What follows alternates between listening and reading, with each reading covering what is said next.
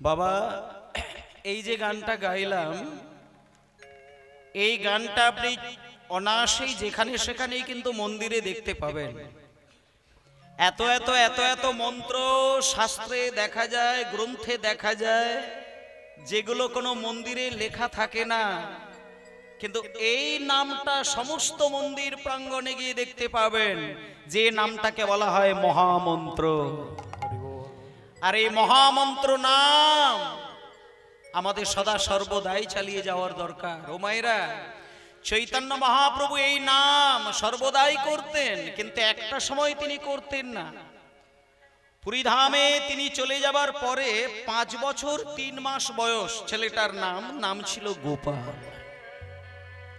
বিধবা মা, স্বামীহারা, যখন পেটে সন্তান আসে তার কিছুদিন পরে স্বামী মারা যায়। সন্তানটা জন্ম নেয়, আদর করে মা ছেলেটির নাম রেখেছিলেন গোপাল। বাবা, কথাগুলো খুব মন দিয়ে শুনবেন। সেই ছোট্ট গোপাল 5 বছর বয়স মহাপ্রভু চরণের দাস হয়ে গিয়েছিলেন। একেবারে কোলের বাচ্চা, 5 বছরের ছেলে।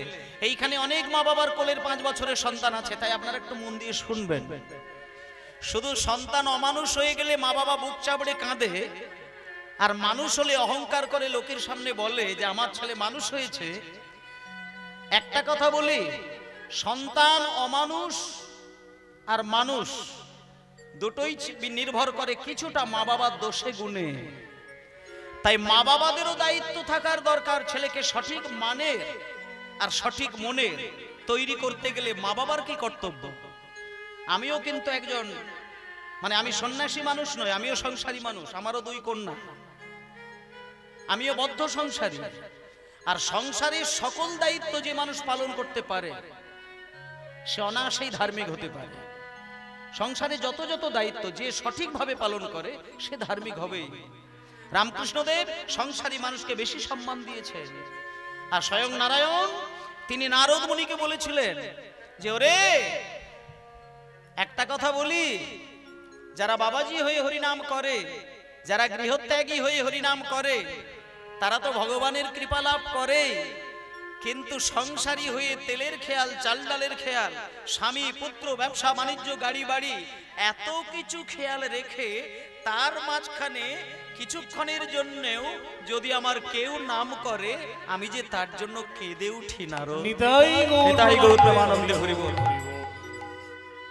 তাই জন্য সংসারী মানুষের বেশি বেশি ভাবে সংসারকে লক্ষ্য করে ভগবানকে ডাকা। তাই ভক্তমণ্ডলী, মাগো, এই জায়গাগুলো একটু সুন্দর করে উপলব্ধি করবেন, ভালো করে একটু উপলব্ধি করবেন। পুরীর মন্দিরে চৈতন্য মহাপ্রভু তিনি এই যে নামটা গাইছিলেন, হঠাৎ করে সেই ছোট্ট ছেলে গোপাল, ভালো করে শোনেন, একটা 50 বছরের মানুষও কিন্তু 5 বছরের ছেলেকে প্রণাম করতে পারে। কখন? মহাপ্রভুকে দেখে শিখে নেন।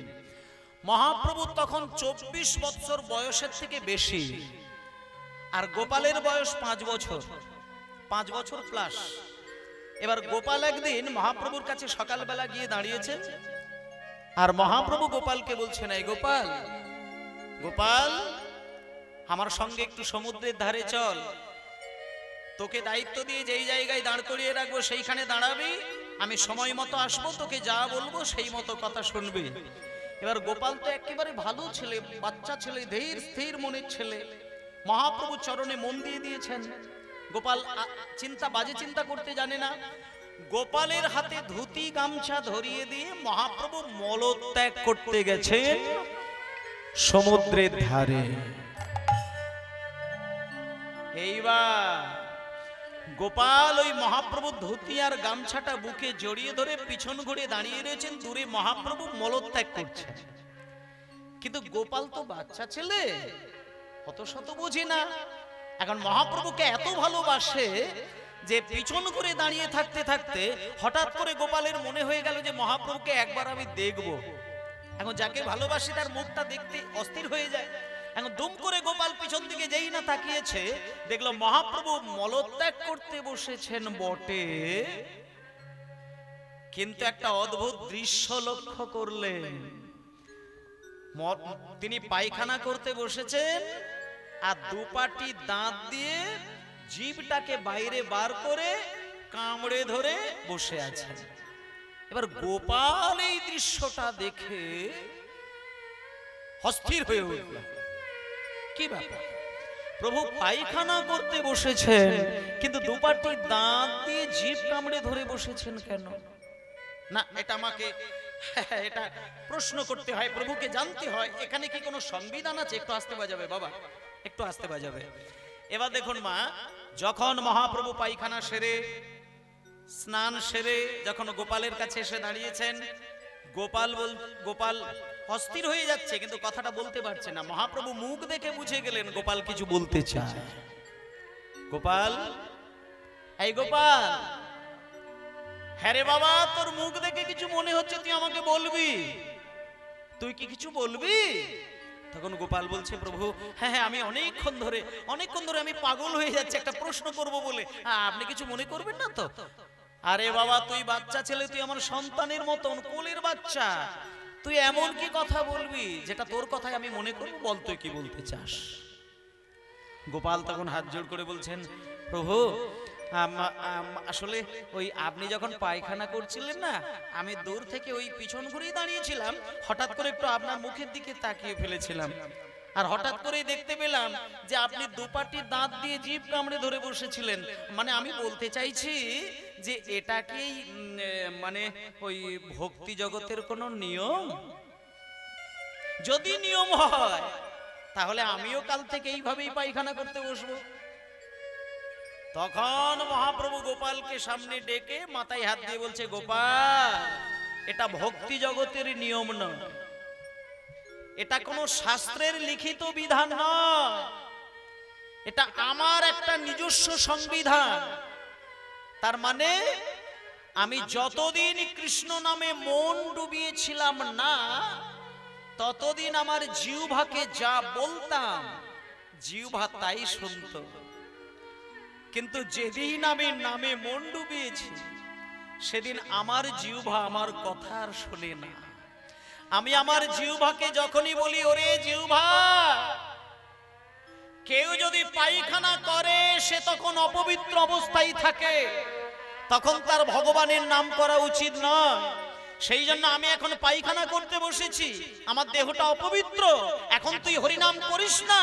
জিহ্বা আমি যত বাধা দিই সে বারবার করে কৃষ্ণ নাম করে।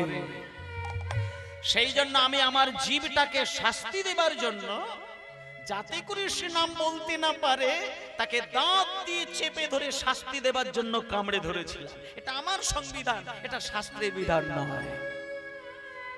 তখন গোপাল বলছেন, প্রভু একটা কথা বলবো, আপনি যে বলছেন দেহ অপবিত্র থাকলে জিভে নাম করা চলে না, কিন্তু আমি তো শুনেছি সারা জীবন কৃষ্ণ নাম নাও যদি করে, সারা জীবন যদি ভগবানকে নাও মানে, মরণকালে গিয়ে যদি একবার মনে মনে কৃষ্ণ নাম করে, একবার জিহ্বায় কৃষ্ণ নাম করে, সে অনন্ত কোটি জনম নাকি কৃষ্ণের সেবার অধিকার পায়।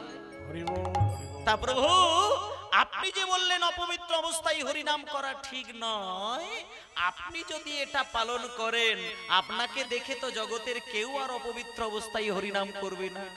কিন্তু ঠাকুর, এমনও যদি কারোর হয় যে অপবিত্র অবস্থায় যদি কারোর প্রাণ চলে যায়, অপবিত্র অবস্থায় কেউ যদি ছটফট করে মরতে বসে, তখন তো সেই ইচ্ছে থাকলেও হরিনাম করতে পারবে না। সেই জন্য আমার বুকে ব্যথা লেগেছে ঠাকুর, আমি এটা মেনে নিতে পারলাম না। সঙ্গে সঙ্গে মহাপ্রভু আছাড় খেয়ে পড়ল গোপালের চরণে। গোপাল, তুই কি বললি? এ তুই কি শোনালি আমার? আমি পণ্ডিত নাম নিয়ে সন্ন্যাস ধর্ম গ্রহণ করে পুরীর মন্দিরে চলে এসেছি, কিন্তু আমি তো এত বড় চিন্তা করি না রে গোপাল। আমার প্রথম গুরু ঈশ্বরপুরী গোস্বামী পাদ, দ্বিতীয় গুরু কেশব ভারতী, আর আজ থেকে তুই আমার ভুল ভাঙিয়ে দিয়ে আজ থেকে আমি তোকে তৃতীয় গুরু গোপাল গুরু বলে আমি তোকে ডাকলাম। নিতাই গৌর প্রেমানন্দে হরি বল, হরি বল। তাই সেই 5 বছরের ছেলে গোপাল সে মহাপ্রভুর গুরু হয়ে গেলে। নিমাইয়ের মতন বিশ্বের পণ্ডিত 5 বছরের ছেলেকে গুরু সম্মান দিলেন, প্রণাম করলেন। তাই কার কাছে কি সম্মান পাওয়া যাবে, কি জ্ঞান পাওয়া যাবে সেটা দেখে বোঝা যাবে না। তাই জন্য আমি বলি মা, আজকে সেই মহাপ্রভু সেদিন থেকে সারা বিশ্ববাসীর জন্য বিধান করে দিলেন যে না, ভগবানের নাম কোনো বিচার নয়, যখন মনে হবে তখনই ভগবানের নাম চালিয়ে যাবে। হরি বল, হরি বল, নিতাই গৌর হরি বল, হরি বল, হরি বল। ভজ রাধা কৃষ্ণ গোপাল কৃষ্ণ কৃষ্ণ কৃষ্ণ বল মুখে মনরে। ভজ রাধা কৃষ্ণ গোপাল কৃষ্ণ কৃষ্ণ কৃষ্ণ বল মুখে মনরে। ভজ রাধা কৃষ্ণ গোপাল কৃষ্ণ কৃষ্ণ কৃষ্ণ বল মুখে মনরে। ভজ রাধা কৃষ্ণ গোপাল কৃষ্ণ কৃষ্ণ কৃষ্ণ বল মুখে মনরে। নামে মুখ ভরে যায় অভাবে মেটায়, নামে মুখ ভরি যায় অভাব মিটায়। নামে মুখ ভরে যায় অভাবে মেটায়, নামে মুখ ভরি যায় অভাব মিটায়। আর স্বভাব জাগায় মহাসুখে। ভজ রাধা কৃষ্ণ গোপাল কৃষ্ণ কৃষ্ণ কৃষ্ণ বল মুখে মনরে। ভজ রাধা কৃষ্ণ গোপাল কৃষ্ণ কৃষ্ণ কৃষ্ণ বল মুখে মনরে। আর হরিদিন বন্ধু চিরদিনের বন্ধু, হরিদিন বন্ধু চিরদিনের বন্ধু। আর জীবের চির সুখে দুঃখে।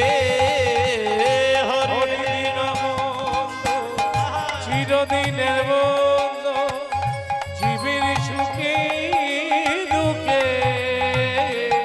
আমার ভজনারে অন্ধ চরণার বিন্দ, ভজনারে অন্ধ চরণার বিন্দ। দুস্তর মায়ার অভিশাপে। ভজ রাধা কৃষ্ণ গোপাল কৃষ্ণ কৃষ্ণ কৃষ্ণ বল মুখে মনরে। ভজ রাধা কৃষ্ণ ভজ রাধা কৃষ্ণ ভজ রাধা কৃষ্ণ। সবাই বলুন নিতাই গৌর হরি বল, হরি বল, হরি বল, হরি বল। বেশ। ও বাবা, পুরীধামে গিয়ে দেখবেন চৈতন্য মহাপ্রভু যে ঘরটিতে 12 বছর কেঁদেছিলেন, আজকে আমি আপনাদের সামনে প্রদান করব ভক্তিটাকে। মানে আজকে এইখানে যে কীর্তনটা হবে কোনো রঙ্গ তামাশার কীর্তন নয়, কোনো রং ঢঙের কীর্তন নয়, মানে ভাবের কীর্তনটা যে যত বেশি ভাবে শ্রবণ করবেন তবে ভগবানের সেবায় নিজেকে লাগাতে পারবেন। মহাপ্রভুকে দেখুন, ভগবানকে ডাকতে গেলে কেমন ভাবে আকুল হয়ে পাগল হয়ে কাঁদতে হয়। আজকে আপনাদের বলি, সমুদ্রে যে স্নান করেন না মায়েরা, বলি যারা সমুদ্রে বেড়াতে যান পুরীর মন্দিরে, দেখবেন সমুদ্রে স্নান করে জগন্নাথ মন্দিরে যে পথ দিয়ে যাচ্ছেন, ওই পথে যেতে যেতে কিছুটা যাবার পরে ডান দিকে দেখতে পাবেন লেখা রয়েছে শ্রী চৈতন্য মহাপ্রভুর গম্ভীরা ধাম। এবার আমি সকলকে বলবো, গম্ভীরা মন্দিরকে এড়িয়ে যদি আপনি জগন্নাথ মন্দিরে গিয়ে পাগল হয়ে কাঁদেন, তাতে আপনি বাঙালি হয়ে কিন্তু ভুল করলেন। কারণ আমরা যেহেতু বাঙালি, আমাদের সবার আগে যেটা দরকার সেটা হলো গম্ভীরা মন্দিরে মহাপ্রভুর কৃপা। যে গম্ভীরা ধামে চৈতন্য দেব একভাবে 12 বছর তিনি নিজের চোখের জলে বক্ষ ভাসিয়েছিলেন, কেঁদেছিলেন। কেমন করে কেঁদেছিলেন? ওমা, আপনি আপনার ছেলের ব্যথা সহ্য করতে না পেরে আপনি অনেক কাঁদতে পারেন। দেখবেন আমরা সাধারণত ভাবে সংসারের ব্যথা পেলে যতটা সহজে কাঁদতে পারি, কিন্তু ঈশ্বরকে ডাকতে গিয়ে কিন্তু এত সহজে কাঁদতে পারি না। আর মায়েদের কথা বলবো কি, বাবাদের কথা বলবো কি, এখানে যে যত বেশি মাথার ঘাম পায়ে ফেলে রোজগার করেন, আমি তাদের উদ্দেশ্যে বলবো, মাথার ঘাম পায়ে ঝরিয়ে যারা রোজগার করে সঞ্চয় করেন, আর সঞ্চয়ের টাকাটা যাকে বেশি ভালোবেসে, যার পিছনে বেশি খরচা করে নিজেকে নিঃস্ব করে বসে থাকেন, আমি গ্যারেন্টি দিয়ে বলতে পারি আপনি তৈরি থাকবেন, আপনাকে বুক ভরা ব্যথা দেবে, ভালোবাসা দেবে। মানুষের এই যে বিধান, যখন মানুষ মায়ের কোলে জন্ম নেয় তখন মানুষ চিৎকার করে কাঁদে।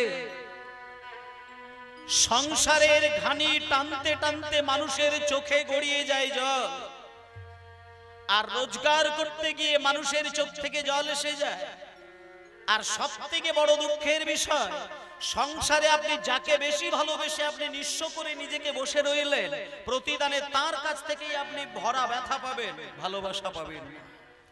আর একটা সবথেকে মর্মান্তিক দৃশ্য, আপনি এত কিছু করে করেও যেদিন আপনার মরণ হবে, সেদিন আপনি মৃত্যু যন্ত্রণায় নিজেকে সহ্য করতে না পেরে কেঁদে উঠলেন। তাহলে বাবা একটুখানি স্থির মনে চিন্তা করে চোখ বন্ধ করে দেখুন তো, জন্মের সময় মানুষ কাঁদে, সংসার টানতে টানতে মানুষের চোখে জল এসে যায়, ভালোবাসার মানুষের ব্যথা সহ্য করতে না পেরে মানুষ লুকিয়ে লুকিয়ে কাঁদে। আর যখন মানুষের বার্ধক্য এসে যায়, যখন মৃত্যুর শয্যায় শুয়ে থাকেন, তখন ব্যথা সহ্য করতে না পেরে মানুষ কাঁদে। তাহলে মানুষ হাসবে কোন দিন? মানুষ বুক ভরা হাসি, প্রাণ ভরা হাসি হাসে কোন দিন? কোনদিন হাসতে পারে না। তাই জন্য বিধির বিধান, তাই জন্য শাস্ত্রে বলেছে যে তুমি মানুষ হয়ে যখন জন্ম নিয়েছো, এমন ভাবে তোমার জীবনটাকে সাজাও, যেদিন তুমি মরবে সেদিন তুমি কাঁদবে না, হাসতে হাসতে তুমি মৃত্যুবরণ করবে। এবং তার জন্যই তোমাকে সচেতন হতে হবে। সারা জীবন তোমাকে ভগবানের চোখের জলে চরণ ধোয়াতে হবে। ও মায়েরা, যাদের বাড়িতে গোপাল আছে, পেতলের গোপাল, পাথরের গোপাল, মাটির গোপাল, সকলেই দেখবেন গোপালকে নারকেলের নাড়ু সাজিয়ে তার হাতে দিয়ে, গলায় একটা মালা দিয়ে, তুলসী পাতা দিয়ে মনে ভাবে আমি গোপালকে সেবা দিলাম।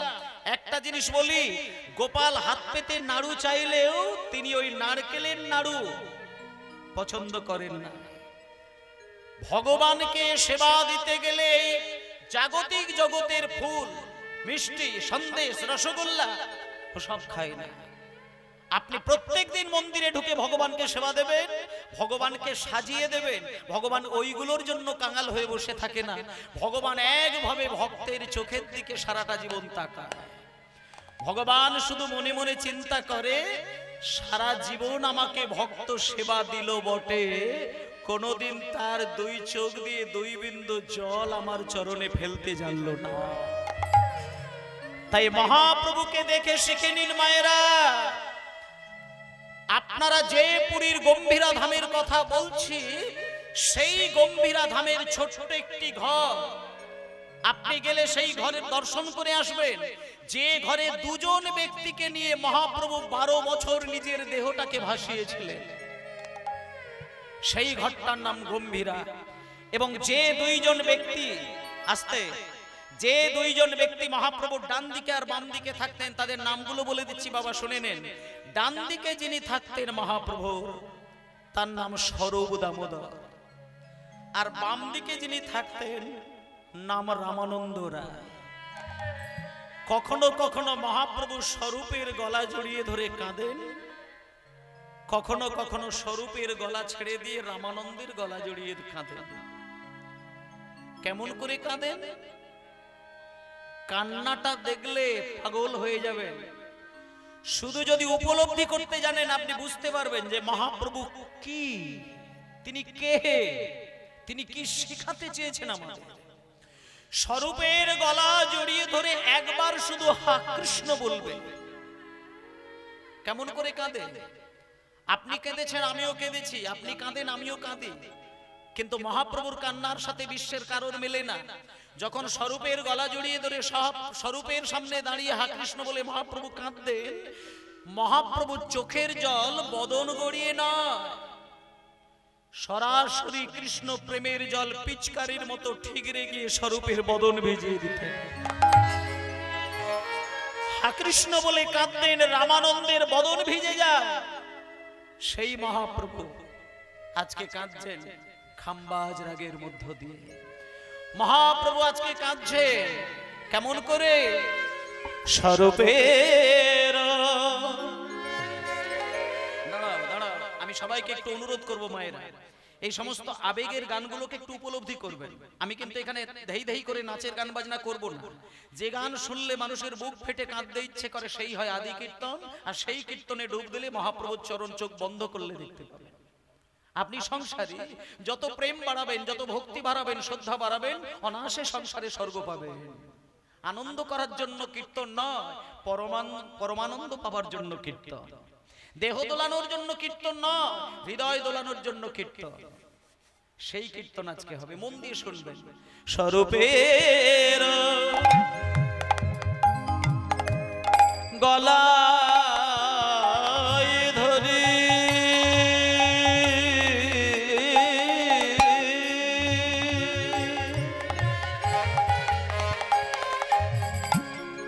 গোরার দুনয়নে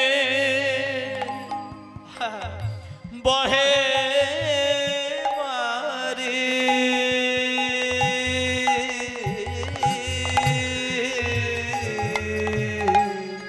স্বরূপের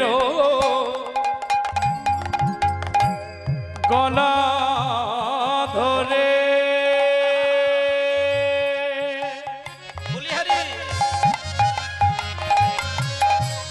গোরার দুনয়নে বহে বারে বলে ওরে ললিতা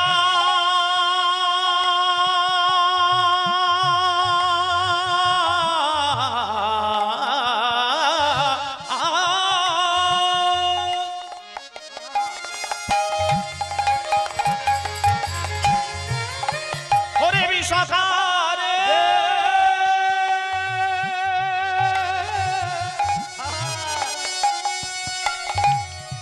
বিশাখা রে,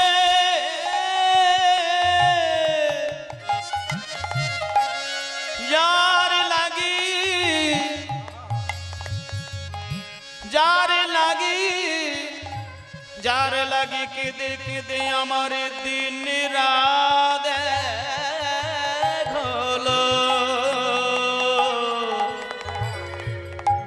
যার লাগে জীবনে গেল, যৌবনে গেল, আমার জাতি কুল মান গেল, তবু সে কেন এলো না?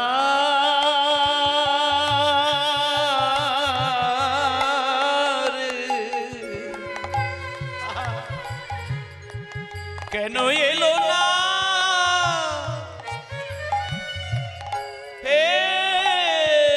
এলো না আমার প্রাণে শ্যামরা,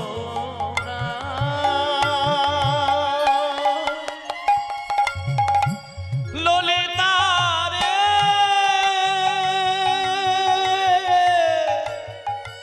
হরি হরি বল।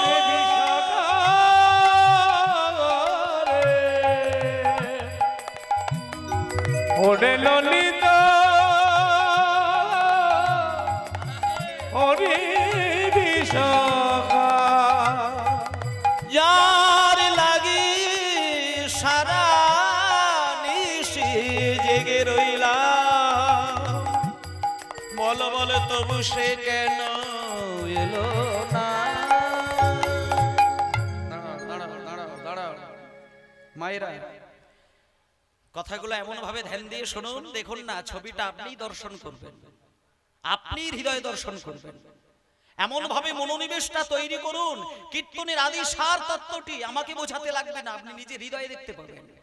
ভগবানের কৃপা যার মধ্যে কিঞ্চিৎ এসে যায়, জোর করে না, মাথা নিচু হয়ে যাবে, চোখ থেকে টপ টপ করে জল গড়াবে, সেই হলো দেখুন প্রেম। আজকে রাধারানী কাঁদছে, মহাপ্রভুর ভাবটা প্রকাশ। স্বরূপের গলা জড়িয়ে ধরে, রামানন্দের গলা জড়িয়ে ধরে কাঁদছেন মহাপ্রভু। ললিতা বিশাখা, ললিতা বিশাখা বলে বলে কেন, এইখানটা মানেটা একটু বুঝিয়ে দিই। চৈতন্য মহাপ্রভু স্বরূপ আর রামানন্দ রায়, এই দুইজনের গলা জড়িয়ে ধরে কাঁদছেন কৃষ্ণ কৃষ্ণ কৃষ্ণ বলতে বলতে। এবার আমি একটা সুন্দর করে মজার কথা, দেখুন কি জায়গাটা। এই যেমন আমি একজন কীর্তনিয়া, কিন্তু সাধারণ মানুষ, আর আপনারা কীর্তন শুনছেন, আপনারাও সাধারণ মানুষ। আর এখানে যারা বোঝেন তারা বোঝেন, যারা বোঝেন না তারা বোঝেন না। সমুদ্রে স্নান করে যখন পুরীর মন্দিরে কোনো ভক্ত যায়, দেখবেন এদিক ওদিক তাকাতে তাকাতে যায় না, আর আনচিন্তা করতে করতে যায় না। যারা গভীর কৃষ্ণ ভক্ত হয়, তারা স্নান করার সঙ্গে সঙ্গে পুরীর মন্দিরে জগন্নাথের উদ্দেশ্যে যেতে যেতে কিন্তু কৃষ্ণ নাম করেন।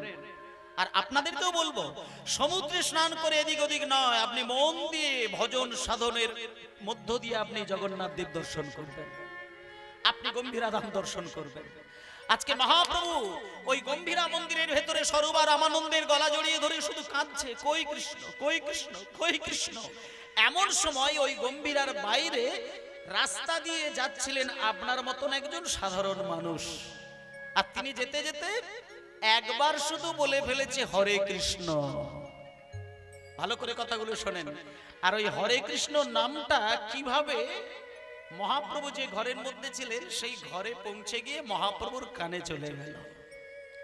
আর যখনই মহাপ্রভুর কানে চলে গেছে ওই সাধারণ মানুষের কৃষ্ণ নাম, চৈতন্য মহাপ্রভুর এইবার দেখুন আবেগটা দেখুন।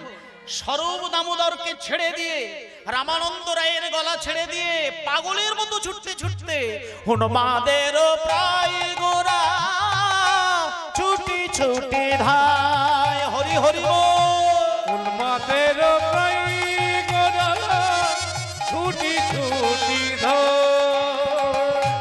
উন্মাদের প্রায় গোরা ছুটি ছুটি ধায়, উন্মাদের প্রায় গোরা ছুটি ছুটি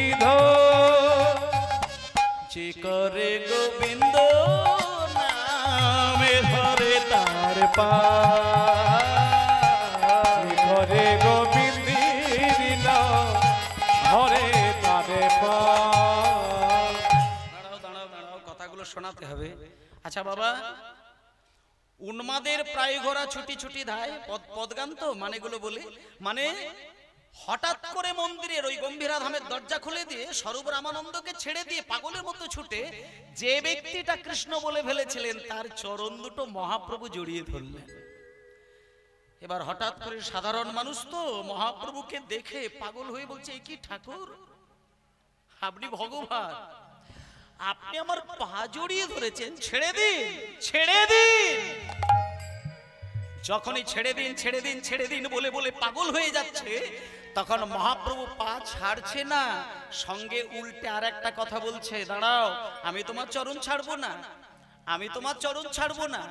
তুমি যখন মুখে কৃষ্ণ বলতে গিয়ে কেঁদেছো, আমি জানি তুমি কৃষ্ণের ঠিকানা জানো, তুমি নিশ্চয়ই কৃষ্ণের ঠিকানা জানো।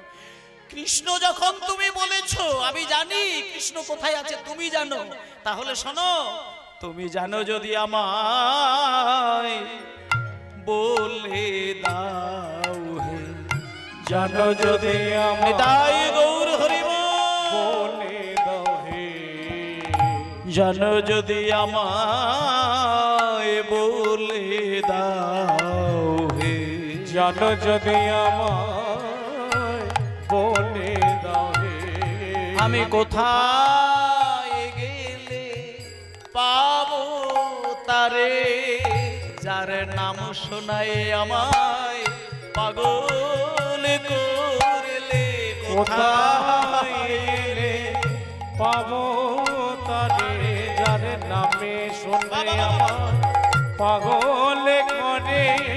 আমি কোথায় গেলে পাবো তারে, যার নাম শোনায় আমায় পাগল করিলে। আমি কোথায় গেলে পাবো তারে, যার নামে শুনে আমায় পাগল করে। আমি কোথায় গেলে পাবো তারে, নাম শোনায় আমায় পাগল। ও তারে নামে এত মধু আছে, হরি হরি গেলে পাবো তারে, তার নামে এত মধু আছে। কোথায় গেলে পাবো তারে, তার নামে এত মধু আছে। কোথায় গেলে পাবো তারে, নাম শোনায় আমায় পাগল করে। নিতাই গৌর প্রেমানন্দে, হরি বল হরি বল হরি বল। জয় নিতাই। আচ্ছা ওমা, চৈতন্য মহাপ্রভুর ভাবটা অতি সংক্ষেপে আমরা শুনলাম, আর বেশি নয়। আপনারা মেদিনীপুর জেলার ভক্তবৃন্দ অশেষ কৃপা ভগবানের আপনারা লাভ করেছেন। সেই জন্য আপনাদের এই মেদিনীপুরেই জন্মগ্রহণ করেছিলেন বিশেষ এক ভক্ত, যিনি শঙ্খচক্র গদা পদ্মধারী বিষ্ণু, আর যিনি দেবাদিদেব মহাদেবের একতনু অদ্বৈত ঠাকুর।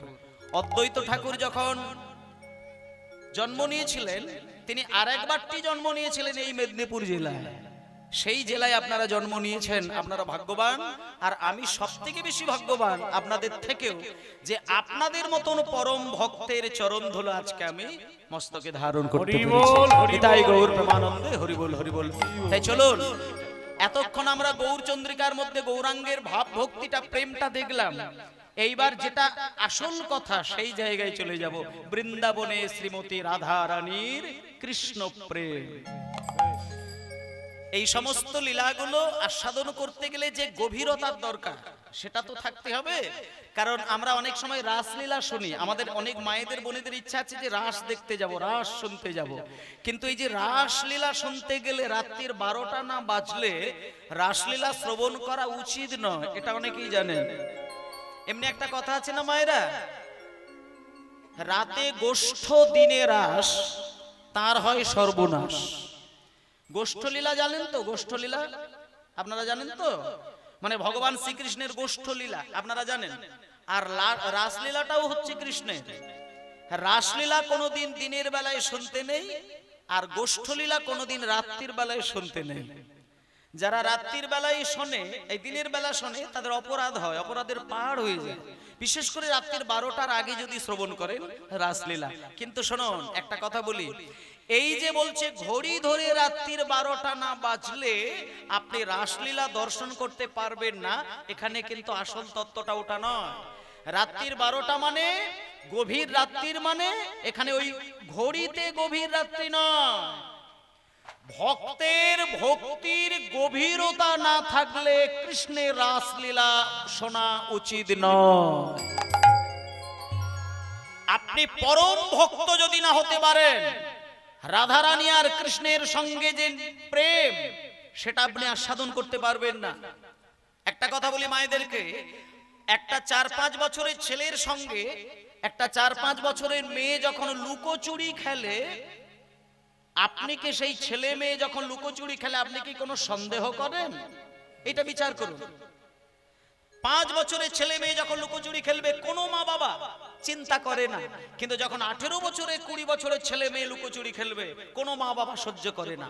কেন না? সেইখানে যৌবন এসে গিয়েছে, সেইখানে বাসনা তৈরি হয়ে গিয়েছে, তাই মা বাবার একটা দুশ্চিন্তা হয়। কিন্তু ভগবান শ্রীকৃষ্ণ যখন রাস প্রকাশ করেছিলেন, সেইখানে ভগবানের বয়স কত ছিল, রাধারানীর বয়স কত ছিল, এই জায়গাগুলো সবকিছু জানার দরকার। মনে মনে চিন্তা করে দেখবেন, আজকে যদি আপনি টিভিতে কোন রকম কৃষ্ণ দেখেন বা টিভিতে রাধারানীকে দেখেন, অনেক সময় হয় না যে রাধা কৃষ্ণের লীলা হচ্ছে টিভিতে, রাধারানীর ভূমিকায় যে মেয়েটিকে দাঁড় করায়, সেই মেয়েটির বয়স 18 বছরের উপরে। আর যে ছেলেটিকে সাজানো হয় 24-25 বছরের ছেলে। একটা কথা বলি, সনাতন ধর্মের রাধা কৃষ্ণের লীলা যুবক যুবতীদেরকে সাজিয়ে যে লীলা হয় সেই লীলা শ্রবণ করা অপরাধ। কারণ ভগবান শ্রীকৃষ্ণ যখন রাসমঞ্চে রাস প্রকাশ করেছিলেন তখন কৃষ্ণের বয়স তিনি ছিলেন শিশু, তার তখন যৌবন আসে না। রাধারানীও তখন শিশু বালিকা, সেইখানে রাস হয়েছিল শ্রীকৃষ্ণের। আর সেই রাসের গূঢ় তত্ত্বটি উপলব্ধি করতে গেলে তোমার ভক্তির গভীরতা না থাকলে সেখানে তুমি রাস শ্রবণ করতে পারো না। হরি বল, হরি বল, হরি বল। তাই জন্য আমি আপনাদের একটা কথা বলি, কৃষ্ণ আর রাধারানীর যে নিগুড় প্রেম, যে অহৈতুকী প্রীতি, এটা সম্পর্কে যদি ধারণা আপনার না থাকে তাহলে আপনি কীর্তন শোনার অধিকারী হতে পারবেন না। তাই ভক্তমণ্ডলী মায়েরা, আমি এখানে যে লীলাটি আস্বাদন করব, ইতিমধ্যেই আমি গৌরচন্দ্রিকা পেরিয়ে লীলায় প্রবেশ করেছি। সবাই মিলে একবার বলুন, রাধা রানী কি জয়, শ্যাম সুন্দর কি জয়, বৃন্দাবন ধাম কি জয়, আপন আপন গুরুদেব কি। জয়। আজকে রাধারানী আর কৃষ্ণ দুইজন বৃন্দাবনে বসে আছেন। হোমায়েরা, স্বামী কি আস্তে আস্তে স্বামী কি স্ত্রীর চরণ ধরে কাঁদে, না স্ত্রী স্বামীর চরণ ধরে কাঁদে? আপনারাও তো এখানে অনেক মায়েরা বসে আছেন, ভালো করে বিচার করে দেখুন, কোন স্ত্রী যদি স্বামীর চরণ ধরে কান্নাকাটি করে, সেটা পাশের বাড়ির লোক যদি দেখে তাতে কিছু এসে যায় না। কিন্তু কোন স্বামী যদি স্ত্রীর চরণ ধরে কাঁদে, সেখানে কিন্তু অনেক লোকে মন্দ কথা বলেন। তাহলে আজকে যে রাধারানীর চরণ ধরে কৃষ্ণ কাঁদছেন, ভালো করে একটু খেয়াল করে দেখুন তো বাবা। রাধারানী এতদিনে কৃষ্ণ কৃষ্ণ বলে কেঁদেছিলেন, কৃষ্ণের চরণ দুটো বুকে রেখেছিলেন, রাধার চোখের জলে কৃষ্ণের চরণ ধুয়ে পরিষ্কার হয়ে গিয়েছিল, তাতে কোনো অসুবিধে নেই। কিন্তু আজকে দেখা গেল হঠাৎ করে কৃষ্ণ এসে রাধার দুটো চরণ বুকের মাঝে জড়িয়ে ধরেছে। এবার মায়েরা বলুন, এটা কি দেখতে ভালো লাগে, শুনতে ভালো লাগে, না বলতে ভালো লাগে? রাধার চরণ ধরে কৃষ্ণ কাঁদবে, এটা দেখতে ভালো নয়, এটা উচিত নয়। এটা যখনই করেছে রাধারানী পাগল হয়ে কাঁদছে, কি স্বামী, কি মধু, আমি তোমার চরণ ধরে কাঁদি, এটা দেখতে ভালো লাগে, তুমি আমার চরণ ধরে। আমি কি তোমাকে ভালোবেসে এখনো ভিখারি হতে পারিনি? শোনো মধু, তুমি যদি আমার চরণ ধরে কেঁদে কেঁদে এইভাবে পাগল হয়ে যাও, তুমি যদি আমার কাছে হাত পেতে কিছু চাও, আমি একটা কথা বলতে পারি, আমি জানি আমার দেবার কিচ্ছু নেই। এখানে যারা মায়েরা স্বামীকে ভালোবাসেন, আমি তাদেরকে একটা কথা বলবো, স্বামীকে ভালোবেসে আপনারা কি দিতে পেরেছেন আমি জানি না, কিন্তু রাধারানী কৃষ্ণকে ভালোবেসে কি দিয়েছেন আপনারা একটু শুনে নেন। রাধারানী কৃষ্ণকে বলছেন, প্রাণনাথ, আমি বহুদিন আগে তোমাকে ভালোবেসে আমার ইহকাল পরকাল, আমার জাতি কুল মান জীবন যৌবন সব দিয়ে দিয়েছি। একটা জিনিস কিন্তু আমার এখনো আছে, যেটা তোমাকে আমি দিতে পারবো না, তবে তুমি যদি নিতে পারো তাহলে তুমি নিয়ে নিতে পারো। একটাই জিনিস আমার আছে, সেটা কি? এইটা মায়েদের একটু জানার দরকার। আজকে রাধার চরণ যখন কৃষ্ণ ধরেই ফেলেছে, কৃষ্ণ যখন রাধার চরণ ধরে কান্নাকাটি করেই ফেলেছে, তখন রাধারানী এইবার বলছেন, প্রাণনাথ, তুমি যখন কেঁদে কেঁদে আমাকে চাইছো, দেবার মতো যদি আমার কিছু থাকে, সেটা একটা জিনিস, তুমি কি সেটা নিতে পারবে? শোনো শোনো, আমার কাছে কি জিনিস আছে আমি তোমাকে দেব। কি দেব কি? এই গানটা একটু আপনারা মন দিয়ে শুনবেন। মানে রাধারানীর কি জিনিস আছে যেটা কৃষ্ণকে এত দিনেও দেওয়া হয়নি, আজকে সেটা দেবে? কি? শুনে যায়। রাধারানী বলছেন কৃষ্ণের দিকে তাকিয়ে তাকিয়ে, কি দিব কি দিব বধূ,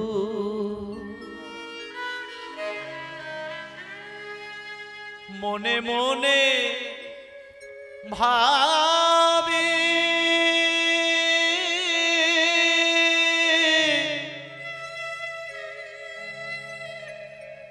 পরের লাইনটা দেখবেন, একটু কান দিয়ে শুনবেন, মানেটা দেখবেন। যে ধন তোমারে দিব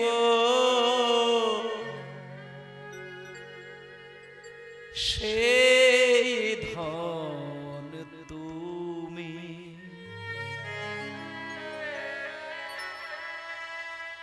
আমার সেই ধন তুমি।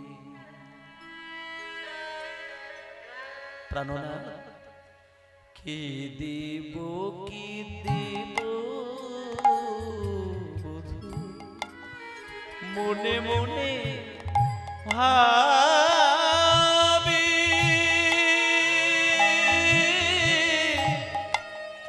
যে ধন তোমারে দিব সে ধন তুমি, সেই ধন তুমি। ওহে প্রাণনা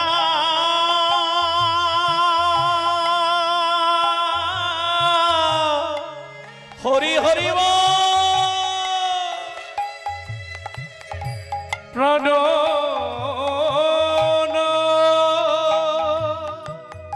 হরি বল হরি বল। প্রাণ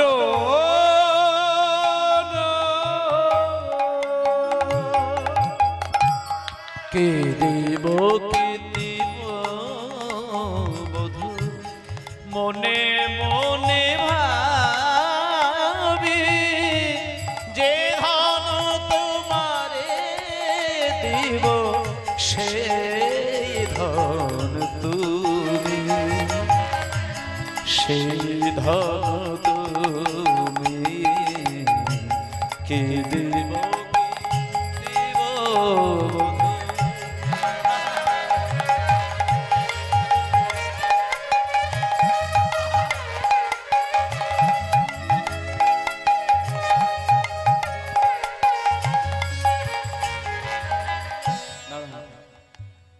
ওমা কি অপূর্ব জায়গা দেখুন। মানে রাধারানী বলতে চাইছে আমার ইহকাল পরকাল, জাতি কুল মান, আমার জীবন আমার যৌবন আমি তো সবই ভালোবেসে দিয়ে দিয়েছি প্রভু। এখন যদি চাইতে আসো আমি তোমায় কি দেব? আমি বুকটা চিরে দেখাতে পারি তুমি আমার হৃদয় আলো করে বসে আছো। দিতে যদি হয় আমি তোমাকে হারিয়ে যাব, তোমাতে হারিয়ে যাব। তখন কৃষ্ণ বলছে রাধে তুমি ওটা বোঝো না, আমি তোমাকে ওইটা বলতে চাইনি। আমি আসলে তোমাকে চাইতে এসেছি একটা জিনিস, তোমার অনুমতি নিতে এসেছি। অনুমতি? হ্যাঁ হ্যাঁ আমি অনুমতি নিতে এসেছি। কিসের অনুমতি প্রাণনাথ? কিসের অনুমতি? আমি তোমাকে অনুমতি দেব মানে শোনো রাধে, তুমি আমাকে ভালোবেসে আমার যে দুটো চরণ আছে সেই চরণে ভালোবাসা দিয়ে মন বেড়ি বেঁধে রেখেছো। আমি যখনই মনে করব বৃন্দাবন ছেড়ে একটা দুটো দিনের জন্য যেতে চাই, তাতে তোমার অনুমতি ছাড়া আমি তো যেতে পারি না রাধে। সেজন্য আমি শুধু কটা দিনের জন্য একটু বৃন্দাবন ছাড়া হব। দাঁড়াও দাঁড়াও দাঁড়াও বাবা, খুব ধ্যান দিয়ে কথাগুলো শুনবেন। রাধারানীকে কৃষ্ণ বলছে যে আমি কটা দিনের জন্য বৃন্দাবন হারা হব, বৃন্দাবন ছাড়া হব। তখন রাধারানী বলছে আচ্ছা প্রাণনাথ তুমি খালি খালি বৃন্দাবন ছাড়া কেন হবে? কি কারণের জন্য তুমি বৃন্দাবন ছাড়া হবে প্রাণনাথ? তখন কৃষ্ণ বলছে রাধে আমি বৃন্দাবন ছাড়া হব কেন জানো? আমি তোমাকে তো খুশি রাখবই, জগতের কোটি কোটি মানুষের মুখে হাসি ফোটানোর জন্য, জগতের কল্যাণের জন্য আমাকে কটা দিনের জন্য একটু বৃন্দাবন ছেড়ে দ্বারকা মথুরায় যেতে হবে। ও আচ্ছা আচ্ছা আচ্ছা আচ্ছা ঠিক আছে ঠিক আছে ঠিক আছে ঠিক আছে বধূ, ও চিন্তা করতে হবে না। কিন্তু প্রাণনাথ একটা কথা বলি, আমি তো তোমাকে ভালোবাসি, তাই তোমাকে ভালোবেসে আমি তোমাকে অনুমতি দেব। কিন্তু একটা কথা বলি, আমি কিন্তু তোমাকে ছাড়া থাকতে পারি না। তুমি একটা দিন, একটা নিমেষ, একটা পলক যদি আমার কাছ থেকে হারিয়ে যাও, ওই পাগল হয়ে বুক চাপড়ে কাঁদি। তা তুমি যে বৃন্দাবন থেকে যাবে, তুমি কতদিন পরে আসবে? মানে কদিন পরে আমার কাছে এসে দেখা দেবে? তখন রাধারানীর কাছে কৃষ্ণ বললেন রাধে তুমি যদি আমাকে অনুমতি দাও, আমি এই জায়গায় দাঁড়িয়ে কথা দিলাম আমি কাল এসে তোমার সামনে দেখা দেব। আমি কাল এসে তোমার সামনে দেখা দেব। এখনো দেখবেন বাড়ির মায়েরা যারা আছেন, এই প্রজন্মের ছেলে মেয়েরা কি করে জানি না, কিন্তু যারা এখন মা ঠাকুরমা রয়েছেন দেখবেন স্বামী যদি কোনো বাইরে যায়, দুদিনের জন্য, 4 দিনের জন্য, 1 মাসের জন্য বা 1 ঘন্টার জন্য বাইরে যায়, আমি আমার নিজের মা ঠাকুরমাকে দেখেছি, কোনোদিন যদি বাড়ির কর্তা বাইরে যায়, দরজার সামনে যতক্ষণ না বাড়ির কর্তা, যতদূর পর্যন্ত দেখা যাবে, দরজার সামনে দাঁড়িয়ে হাত জোর করে ভগবানের চরণে তার মঙ্গল কামনা করেন। যতক্ষণ দেখা যায় ততক্ষণ স্বামীর মঙ্গল কামনা করেন, আর যখন আর দেখা যায় না, চোখ বন্ধ করে দুর্গা দুর্গা বলে সমস্ত ভগবানের চরণে ছেড়ে দিয়ে বাড়িতে চলে আসেন। তা আজকে যখন রাধারানীকে বললেন আমি কালকেই আসবো, তুমি আমাকে অনুমতি দাও, তখন রাধারানী কৃষ্ণকে বলছেন, প্রাণনাথ, কালকে তুমি আসবে, একটা দিন কি তোমাকে ছাড়তে পারবো না? আমি অবশ্যই ছাড়বো। একটা রাত্রির না হয় আমি কৃষ্ণ কৃষ্ণ বলে কেঁদে কেঁদে রাত্রিটা কাটাবো, কিন্তু পরের দিনেই তো তুমি আসবে, আমি তোমাকে অনুমতি দিলাম, প্রাণনাথ তুমি যাও, তুমি কিন্তু কালকেই এসে দেখা দিও। কিন্তু মা, কালকেই দেখা দিও যেই বলে কৃষ্ণ বেরিয়ে যাচ্ছে, রাধারানী কি আনন্দ যে জগতের কল্যাণের জন্য আমার কাছ থেকে অনুমতি নিয়ে কৃষ্ণ বেরিয়েছে, আবার কালকেই এসে দেখা দেবে। দরজার সামনে দাঁড়িয়ে রয়েছে কৃষ্ণ, বেরিয়ে গেল কৃষ্ণ, রাত্রিটা রাধারানী কোন রকমে কাটিয়েছে, সকালবেলা তাড়াহুড়ো করে দরজার সামনে দাঁড়িয়ে রয়েছেন, আমার প্রাণবধূ আসবে।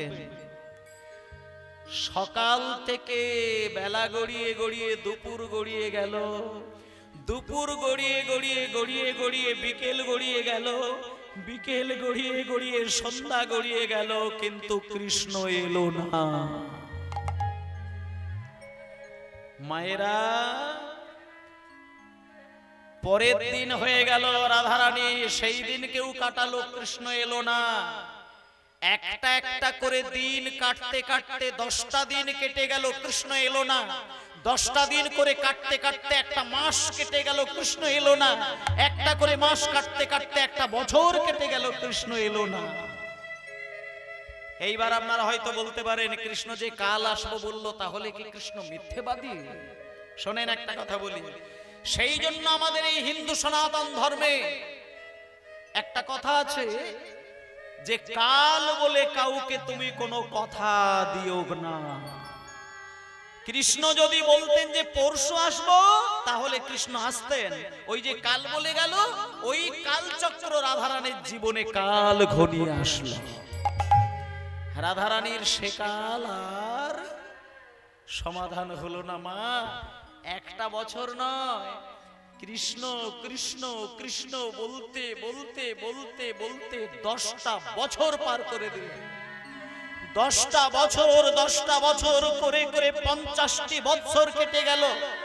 50টি বছর করে করে 80টা বছর কেটে গেল। 80 বছরের পরে 88 বছর পার হয়ে গেল। এইবার আপনারা বলুন তো বাবা, 88 বছর রাধারানী কাঁদছেন, আর কটা বছর যোগ করলে 100 বছর হবে?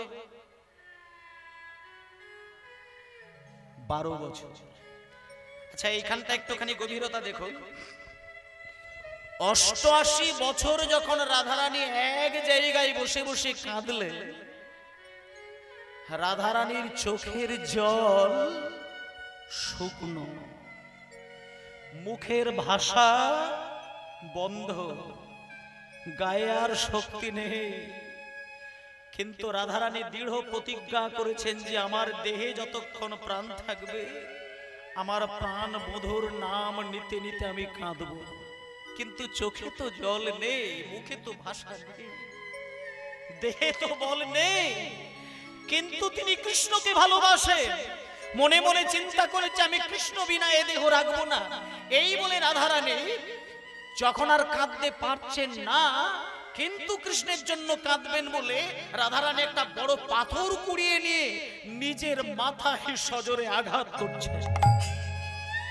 নিজের আঙুল নিজে কামড়াচ্ছেন, নিজের ঠোঁট নিজে কামড়াচ্ছেন। একদিন দুদিন নয়, শেষ 12টা বছর। তাহলে মায়েরা হিসাবটা দেখে নিন, 88 বছর নীরবে কাঁদলেন, আর শেষের 12টা বছর নিজেকে ব্যথা দিয়ে, যন্ত্রণা দিয়ে, আঘাত পেয়ে কান্না কাঁদলেন কৃষ্ণ বলতে বলতে।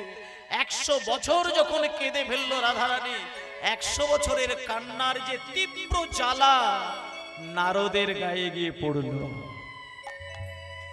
এখানে যারা আমার মায়েরা আছেন তাদেরকে একটা কথা বলি, হোমা, যে কোনো মায়ের ক্ষেত্রে বলছি, যে কোনো মায়েরা দেখবেন সবকিছু সহ্য করতে পারে, সন্তান বিরহটা কোনো মা সহ্য করতে পারে না।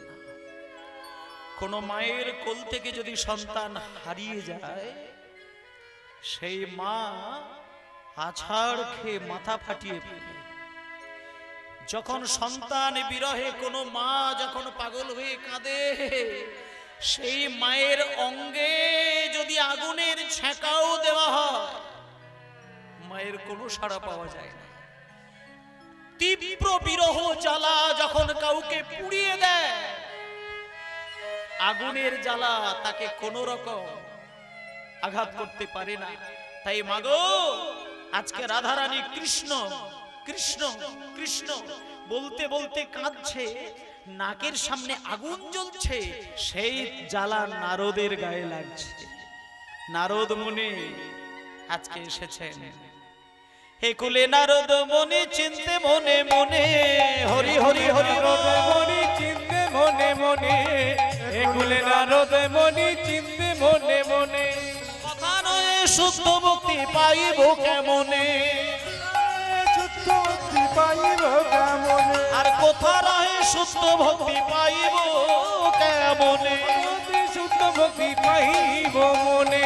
এত চিনতে নারদ মুনি ঢেকিয়ার হনে, নারদ মনি ঢিকিয়ার মনে, নারদ মনি ঢিকিয়ার মনে। আর নাচিতে নাচিতে যায় মধুর বৃন্দাবনে, হরি হরি নাচিতে নাচিতে যাই মধুর বৃন্দাবনে, নাচিতে যাই মধুর বৃন্দাবনে। বলি আনন্দ ধরে না, বলি আনন্দ ধরে ওই না, নারদ মুনির মনে আনন্দ ধরে না, নারদ মনির মনে আনন্দ ধরে না, নারদ মনির মনে আনন্দ ধরে না। ওই নারদ মুনির মনে বৃন্দাবনে যাবে বলে, হরি হরি মনির মনে বৃন্দাবনে যাবে বলে, নারদ মনির মনে বৃন্দাবনে যাবে বলে, নারদ মনির মনে বৃন্দাবনে যাবে বলে। নারদ মনির মনে আনন্দ ধরে না, আনন্দ ধরে না, আনন্দ ধরে না।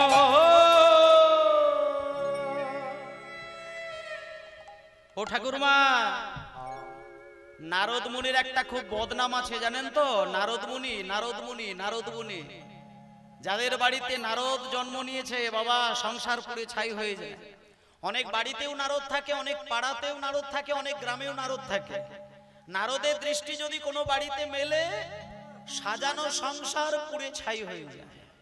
আর এই জন্য একটা বিধান আছে দেখবেন, নারদের একটা বদনাম আছে। কেউ যদি মনে মনে ভাবে যে কারোর বাড়িতে ঝগড়া ধরিয়ে দেব, একটা টোটকা বলি আপনাদের মায়েদেরকে, মনে রাখবেন তবে পালন করবেন না।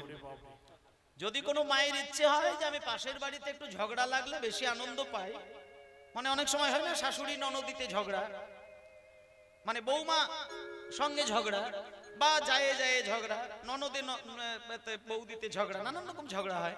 মানে কেউ যদি মনে করে যে কারোর ঝগড়াটাকে আমি বাড়িয়ে দেব, তাদের ক্ষেত্রে একটা টিপস আমি বলে দিই। আপনি কালো কচুর গাছ যদি থাকে ভালো হয়, কালো কচুর ডাঁটা একেবারে শিরের ডাঁটাটা সুন্দর করে বাটবেন, সেই কচুর ডাঁটাটাকে দুটো বুড়ো আঙুলের নখে লাগাবেন। তবে এই কাজটা যখন করবেন কেউ যেন আপনাকে দেখতে না পায়। এবার আপনি ওই নখের আগায় লাগালেন, আর যাদের বাড়িতে ঝগড়া হচ্ছে তার বাড়ির জানালার ফাঁক দিয়ে আপনি দেখবেন, আর ওই দুটো বুড়ো আঙুলের নখে নখে 3 বার ঠোকা মারবেন, আর শুধু বলবেন নারদ নারদ নারদ।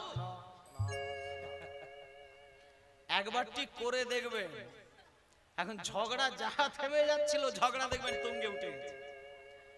তবে হাত জোড় করে বলি, এসব জিনিস করবেন না বাবা, কেউ করবেন না। এটা শিখিয়ে রাখলাম, শিখিয়ে রাখলাম, তবে চট করে করবেন না। আর যদি ঝগড়া বেঁধে যায়, সে আবার শেষকালে আমাকে গিয়ে ধরবে। আমি করেছিলাম, মার খেয়েছি। যাই হোক, তুমি মার খেয়েছো, আর করবেন না।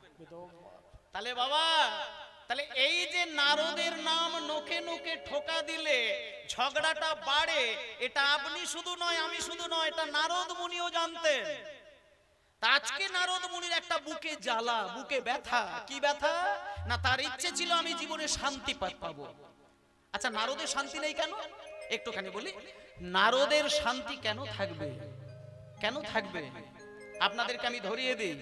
এখানে যারা বয়স্ক মা বাবা রয়েছে তাদেরকে আমি একটা ঘটনা বলে দিই। আস্তে আস্তে। যারা যারা বয়স্ক মা বাবা আছেন তাদেরকে বলি একটু অডিয়েন্সের দিকে সাউন্ডটা বাড়িয়ে রাখবেন। এখানে যা আছে ঠিক আছে। তা ওমা, এখানে যারা বয়স্ক মা বাবা আছে দেখবেন এককালে টিভিতে দেখানো হতো, দাদু ভাই জানেন, টিভিতে দেখানো হতো ইরাকের যুদ্ধ, আফগানিস্তানের যুদ্ধ, ভারত পাকিস্তানের যুদ্ধ, ইরাক কুয়েত নিয়ে যুদ্ধ, আমেরিকার যুদ্ধ, এগুলো বলুন আগে টিভিতে দেখানো হতো না? টিভিতে দেখানো হতো যুদ্ধ। এবার বলি, যুদ্ধ দেখতে ভালো লাগে, কিন্তু একটা জিনিস খেয়াল করে দেখেছেন, যুদ্ধ চলাকালীন কোন মানুষের যখন গদ্দান চলে যায়, সেখান থেকে যখন রক্তের স্রোত বয়ে যায়, আপনি বলুন, আমরা তো মানুষ, আমরা তো পশু নয়, মানুষ হয়ে মানুষের রক্তের স্রোত যখন গড়িয়ে যায়, তখন মানুষের মনটা কি বলে ওঠে জানেন? আর যুদ্ধ নয়, এইবার আমি কি শান্তি চাই। তাহলে সামান্য একটা যুদ্ধে মানুষের গদ্দান চলে গেলে মানুষ যেমন বলে ওঠে আমি যুদ্ধ দেখব না, শান্তি চাই, নারদ মুনি কিন্তু একটা যুদ্ধ দেখেনি।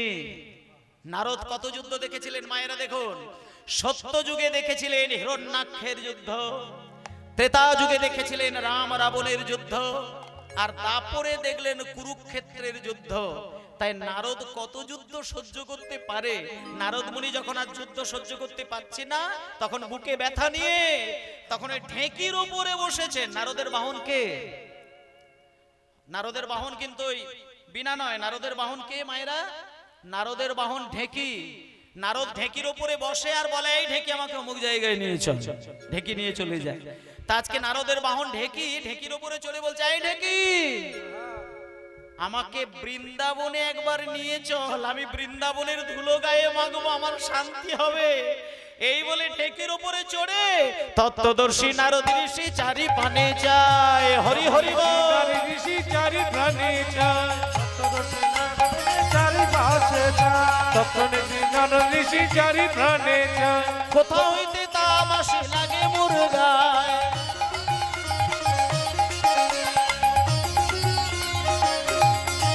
আমার অঙ্গ কেন জ্বলে যায়, অঙ্গ কেন জ্বলে যায়, অঙ্গ কেন জ্বলে যায়, আমার অঙ্গ কেন জ্বলে যায়, জুড়াইতে ব্রজে এলাম, অঙ্গ কেন জ্বলে যায়, চুরাইতে বুঝে এলাম, অঙ্গ কেন জ্বলে যায়।